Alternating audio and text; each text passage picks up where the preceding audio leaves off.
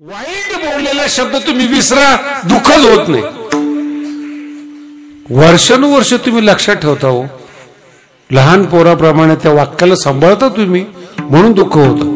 10 वर्षानंतर सुद्धा बघा तुम्ही, बाईची तर स्मरणशक्ती अशी आहे, भविष्यातलं कमी कळतं पण भूतकाळातलं एकही वाक्य विसरत नाही.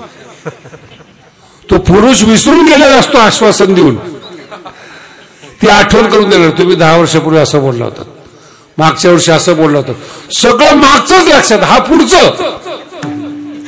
आणि ते वाद होण्याची कारण सांगतो तुम्हाला. ज्या वाक्याने वाद होतो ते बोलूच नका.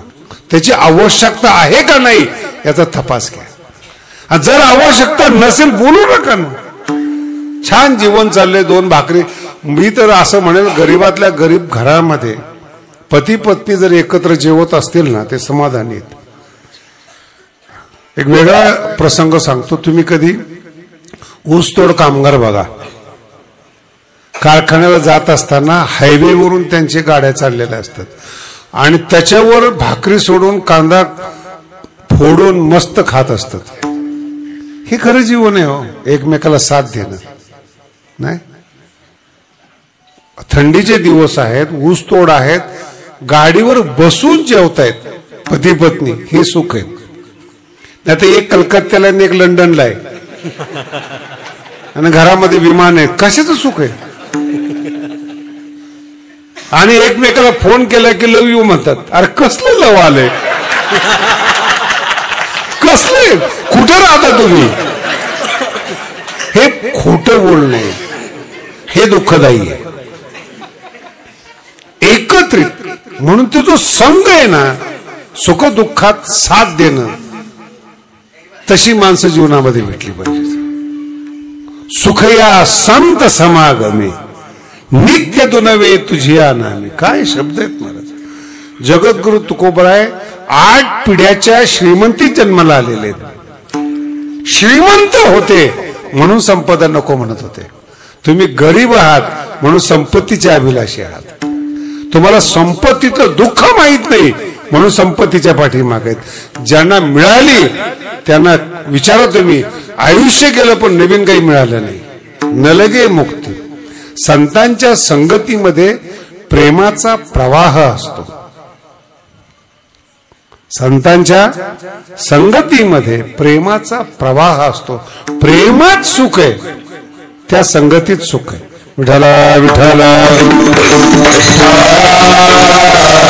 अभंग आठवतो का तुम्हाला? रोज म्हणताय तुम्ही. संत संगे सर्व काळ, अखंड प्रेमाचा शब्द ऐका. अखंड प्रेमाचा कल्लोळ, लाट येते प्रेमाची महाराज. तो संसार, ती संगत, ती सुखी माणसं. आणि याच्यामध्ये ना बोलण्याला किंमतच नाही. संगतीमध्ये अर्जुन काय बोलतो कृष्णाला, कृष्ण ऐकतच नाही. कृष्णाच्या डोक्यामध्ये हे आहे की याला काय सांगायचंय, आणि अर्जुनाच्या डोक्यामध्ये हे की अर्जुन याला कन्व्हिन्स कसं करायचं की मला युद्ध करायचं नाही. तोच ते संत संगती. तुम्ही किती वीक आहात, किती कमजोर आहात हे महत्वाचं नाही आहे, मागे कोण उभा आहे हे महत्वाचं आहे. आमच्या गुरुजींचे एक शिष्य होते, कांदिवलीला राहत होते. बंगला होता त्यांचा कांदिवलीमध्ये, तो विकला त्यांनी आणि मलबार हिलमध्ये 2 BHK फ्लॅट घेतला. आणि त्याच्या उद्घाटनला आमच्या गुरुजींना बोलवलं. आम्ही स्वामीजीकडे शिकत होतो. आता मी त्याच्या कांदिवलीच्या बंगल्यात गेलो होतो. खाली 1 मजला, वर 1 मजला, मोठं घर, स्वतंत्र पार्किंग. मला वाटलं ह्याच्यापेक्षा मोठा असेल, आमचं वय कमी. मलबार हिलमध्ये ह्याच्यापेक्षा नवीन घर आहे म्हणलं तर तिथं फ्लॅट 2 BHK, पार्किंग वेगळीच, राहणं वेगळंच. मोठ्या घरातून फ्लॅटमध्ये गेला, बंगल्यातून फ्लॅटमध्ये गेला. मी स्वामीजी बरोबर गेलो तिथं उद्घाटनच्या टायमाला. त्यांच्या बरोबर स्वामीजीला प्रश्न विचारला, स्वामी जी इतना बड़ा आदमी अपने यहाँ सत्संग में आता था और इतनी छोटे फ्लैट में लिया और आप आए यहाँ पर. स्वामी जी बोले चुप बैठ, तेरे को समझता नहीं. आमचं वय पण तेच होतं ना. पण संत संगे गुरुजींची संगत होती, संतांची संगत होती. आणि मग सगळं जेवण झालं, स्वामीजींचा आदर सत्कार झाला. आणि माझ्यासाठी स्वामीजींनी प्रश्न सांगितला की मेरे शिष्य की एक शंका है कि इतने बड़े बंगले में आप रहते थे, यहाँ 2 BHK में आए हैं, मेरा शिष्य पूछता है आप जवाब दो, मुझे मालूम है जवाब. त्यांनी फार सुंदर सांगितलं. मी जिथे राहत होतो ना तिथं मुलाची संगत चुकीची होती. किती डोकं लावते तुम्ही बघतो. मुलाची संगत, मुंबई, बंगला. मी प्रश्न लगेच विचारला, संगत कशी काय चुकीची? मिडल क्लास फॅमिली मध्ये. माझा मुलगा तिथे जिथे शिकत होता, बघा जिथे शिकत होता, जी संगत होती ती मिडल क्लास फॅमिली होती. छोटे व्यापार करणारे, नोकरी करणारे लोकांमध्ये होतो. मी जिथं आलोय ना इथे जगातल्या अरबपतीत. इथं माझा मुलगा खेळल ना तर अरबपती बरोबर खेळल. आणि त्याच्या डोक्यामध्ये विशाल संकल्पना येईल. व्यापार नाही करायचा, कंपनी स्थापन करायची. त्याला संत संगती म्हणतात. संगतीचा परिणाम एवढ्यासाठी तो बंगला विकला आणि 2 BHK घेतला. इथली सगळी माणसं जगात व्यापार करणारी आहेत. म्हणून तुम्हाला आश्चर्य वाटेल, तुम्हाला अमेरिकेचा विशेष वाटतं, लंडनचं विशेष वाटतं, तुम्हाला अजून माहित नाहीत. अमेरिकेपेक्षा, न्यूयॉर्कपेक्षा महागडी घरं मलबार हिलला आहेत. महागडी घरं बोलतोय, शब्द ऐका. महागडी घरं मलबार हिलला आहेत. तिकडे महागडी घरं नाहीत अमेरिकेला नाही. पण तुमच्या डोक्यात बसली अमेरिका, संत संगती नाही. कुणीतरी आला अमेरिकेतून झाडू मारून, हातात घड्याळ घालून आलं, अमेरिका भारी. अरे काय अमेरिका भारी ना. वेदर आहे तिथं. भारतासारखं वेदर वर्ल्ड मध्ये नाही. महाराज वर्ल्ड मध्ये भरतखंडे नरदेह प्राप्ती नाथ महाराज सांगतात. हे तो परमभाग्याची संपत्ती. इथे 3 ऋतू आहेत. जगात ऋतू नाहीत महाराज. कधी पाऊस येईल, कधी बर्फ पडेल, काही सांगता येत नाहीत. सतत कपडे घातल्यामुळे गोरे येते. ते जेव्हा इकडे येतात त्यांना उकडतं म्हणून कपडे कमी घालतात. आपल्या लोकांच्या डोक्यात तेच बसतं, फॅशन. त्यांची समस्या आहे. आपल्याला ती फॅशन वाटते, समजच नाही ना.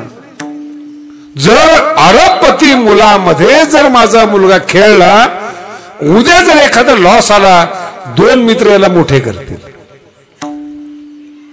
नाही कळले. आणि तुमच्या गावामध्ये 2 मित्र त्याला मोठ्याचे लहान करतील. रोजचा अनुभव आहे. रोजचे अनुभव आहे तुमचे. मोठं घर होतं, पाटलाचं घर होतं, 50 एकर जमीन होती. आता खुरपायला जातात. संगती, दुसरं काही नाही. ही थिंकिंग पाहिजे, ही विचार पाहिजे.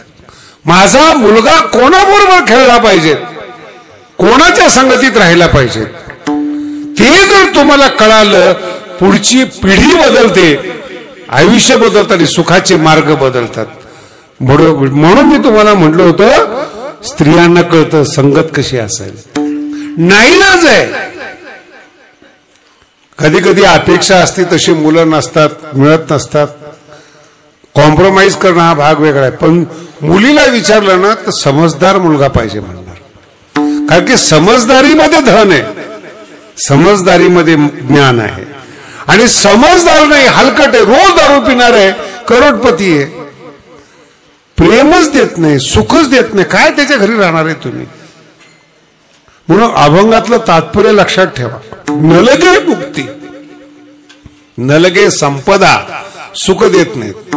श्रीमंताच्या घरात जाऊन पाहावं. आमच्याकडे आपल्या गडावर डबे घेऊन येतात लोक. ते 2-3 इंजिनियर आले होते आणि डबे फिबे आणले. तुझी वाढताना बघितलं ना, 10-12 भाज्या, धपाटे, कुरड्या, पापड्या, पुऱ्या, वेगळ्या वेगळ्या पुऱ्या. ती इंजिनियर पागल झाले. ते तरी टेबलवर एवढं जेवण बघितलं नाही कधी. आणि मला सुरुवातीला माहित नव्हतं, पण बाबाचं जे ताट असतं ना, ते ताट नसते, ती परात असते.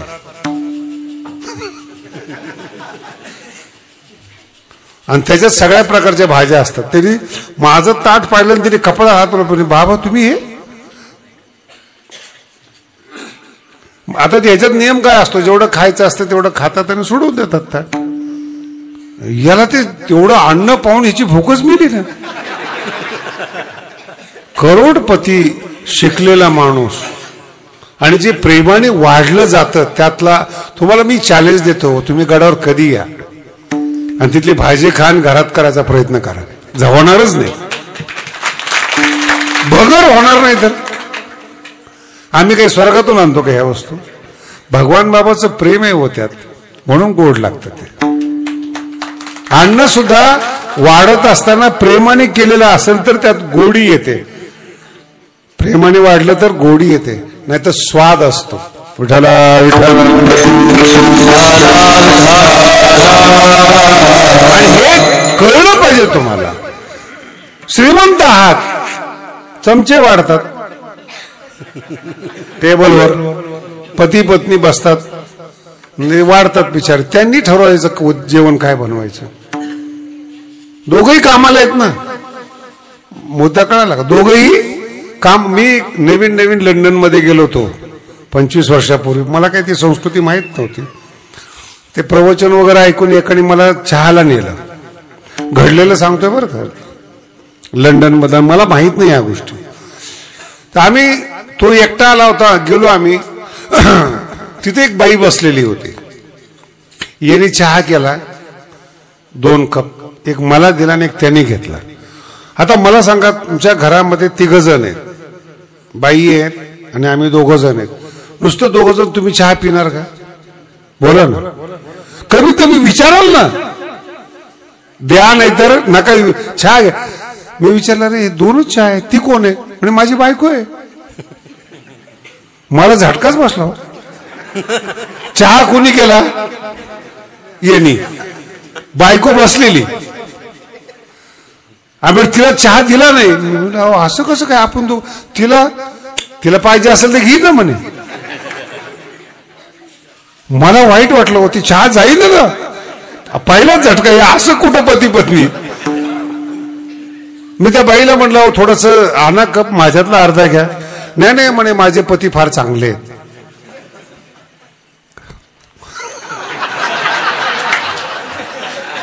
काय म्हणले ती?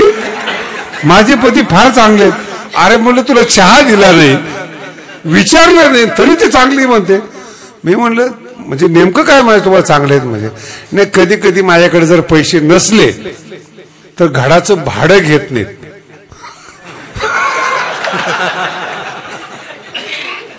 नाही, तिथं आपली पोरं पाठवतात शिकायला.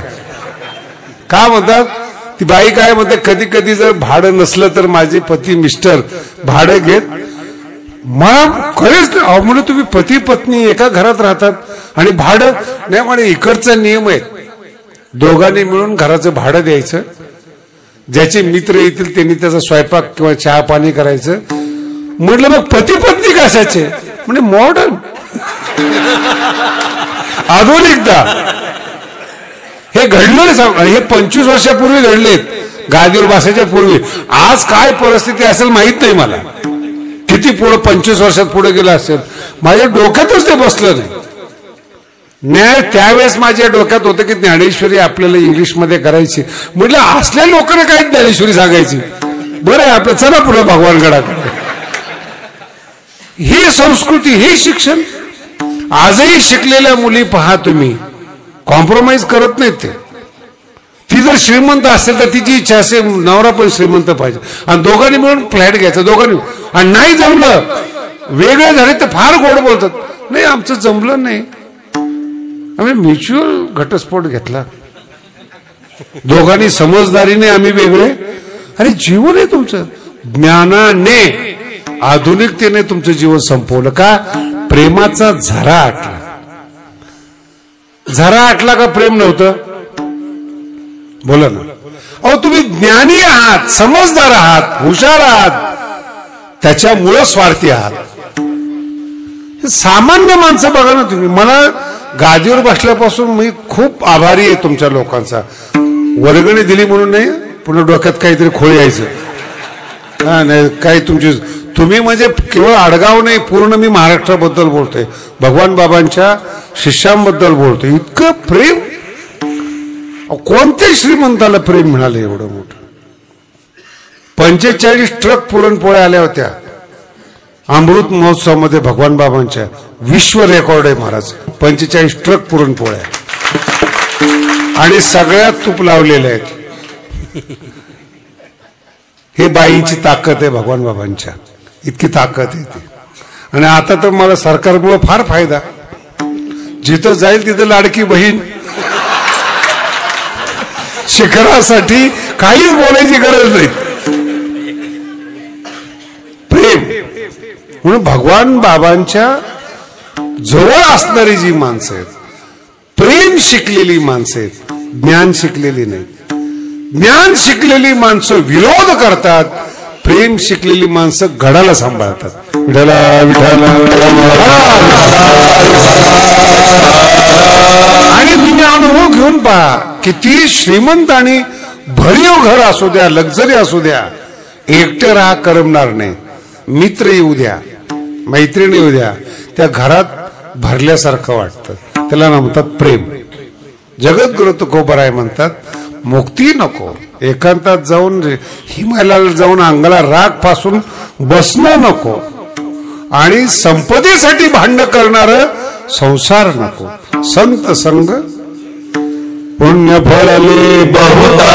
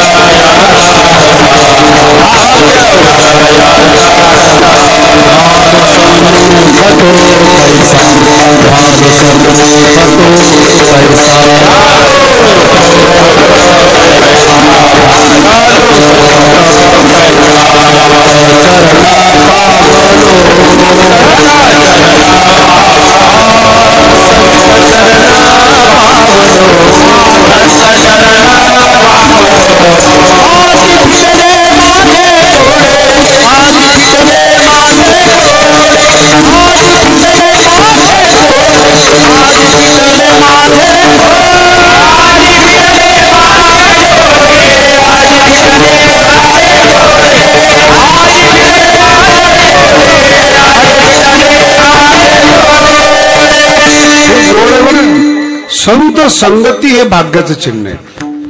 संत संगतीमध्ये प्रेम आहेत आणि प्रेमात आनंद आहेत. जिथं प्रेम नाही, काय घालणार आहे तुम्ही? 10 किलो सोनं घातलं पण प्रेम नाही ना. प्रेम एक वेगळी. मला एक सांगा, श्रीमंताकडे जर प्रेम असतं तर साधू संतांच्या मूर्ती बसल्या नसत्या. अजून थोडं पुढचं बोलतो. राम श्रीमंत आहेत का हनुमंतराय श्रीमंत आहेत? राजे कोण आहेत? राम. आपल्या इथं रामाचं मंदिर आहे, फार छान आहे. मग रामाच्या मंदिर असताना हनुमंताचं पण मंदिर आहे. पण जिथे रामाचं मंदिर आहे तिथं हनुमंत आहेत. हनुमंताच्या मंदिराच्या ठिकाणी राम आहेत का? बोला ना, कोण श्रीमंत आहे? तुम्ही आता काय सांगितलं? राम श्रीमंत. अरे आमच्या देखत इतक्या जलद गतीने बदललात तुम्ही. राम राजे आहेत, श्रीमंत आहेत. प्रेम सगळं बजरंगबली की जय म्हणतात. तो दास आहे, रामाचा शिष्य आहे. जिथं राम आहेत तिथं हनुमंताचं मंदिर आहे. पण ताकद बघा प्रेमाची. जिथं हनुमंत आहे तिथं रामाची जरुरी नाही आहे. आणि असं कोणतंच गाव नाही आहे की जिथं हनुमंताचं मंदिर नाही. आमच्याकडे आहे दैत्याचं मंदिर आहे, तिथं हनुमंताचं मंदिर नाही. नांदूर दैत्य असं एखादं गाव असतं ना अपवाद म्हणून, त्याला काय टेन्शन घ्यायचे. 2-4 दैत्य तर पाहिजे.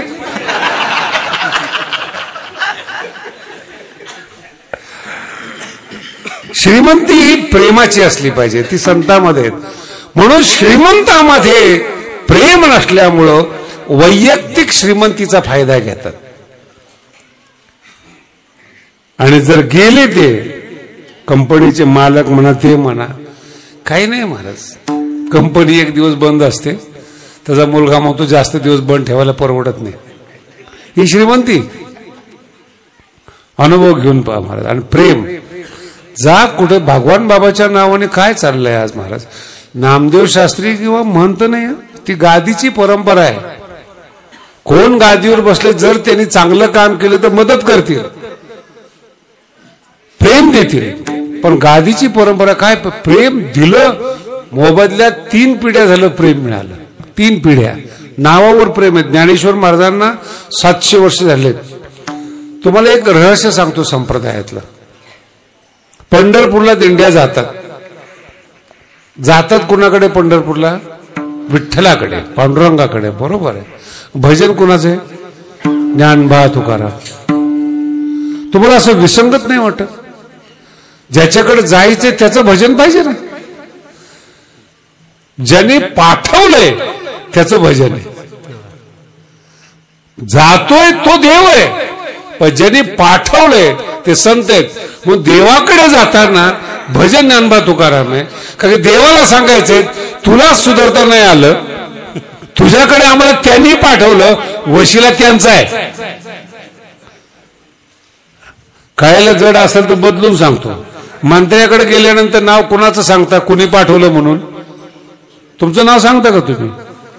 आमक्यानी पाठवलं. आमचं पाठवणारा योग्य असेल तर मंत्री आदर देतो, या या वा चांगल्या माणसाने पाठवलं. आणि कुणीच पाठवलं नाही तो तुम्हाला पाठवून देतो. वशिला ज्ञानबा तुका देवाकडे जात आहे, हे प्रेम आहे. याच्यासाठी हा शब्द आहे. संत संग सदा दे. 1-2 मिनिटं कीर्तनापुरतं संत संग नको, सदा संत संग दे. प्रेम, प्रेमाचा सुकाळ संतांमध्ये, आणि प्रेमामध्ये आनंद आहे महाराज. फक्त तुम्हाला निर्णय घेता आला पाहिजेत. कोणाच्या सानिध्यात आपण राहावं, कोणाच्या सानिध्यात राहू नयेत. गरजा महत्वाच्या नाहीयेत, प्रेम महत्वाचे आहेत, एकत्रीकरण महत्वाचे आहेत. आणि ते जिथं मनोमिलन आहेत, प्रेम आहेत, ज्ञान आहेत, तिथं तुम्हाला कायमस्वरूपी सुख आहे. सुख दुसरीकडे राहतच नाही. म्हणून जीवनात निर्णय घेत असताना आपण आपले जबाबदार आहोत. आपले निर्णय चुकले आपल्याला त्रास होतो, आपला निर्णय बरोबर आला आपल्याला आनंद होतो. एकदम अजून साध्या भाषेत सांगतो, डॉक्टरकडे जर जायला चुकलात किंवा चुकीच्या डॉक्टरकडे गेलात, नको तिथं ऑपरेशन आहे, नाही त्या गोळ्या आहेत. एक अगोदरचा रोग आणि गोळ्यामुळे आणखी एक रोग. गुरु आणि वकील डॉक्टर जर योग्य मिळाले 2 मिनिटात नीट होतं. विठ्ठला विठ्ठला. म्हणून आपले निर्णय इथून पुढे कधीही जीवनामध्ये लक्षात ठेवा, निर्णय योग्य घ्या. आणि निर्णयासाठी आपली बुद्धी विचार ठेवा. हरिपाठातलं एक वाक्य सांगतो, सार आसार विचार हरिपाठ. कशाला हरिपाठ म्हणतात? नुसतं वाजवणं नाही, नुसतं उड्या मारण्याला हरिपाठ नाही म्हणत. सार आसार याचा विचार म्हणजे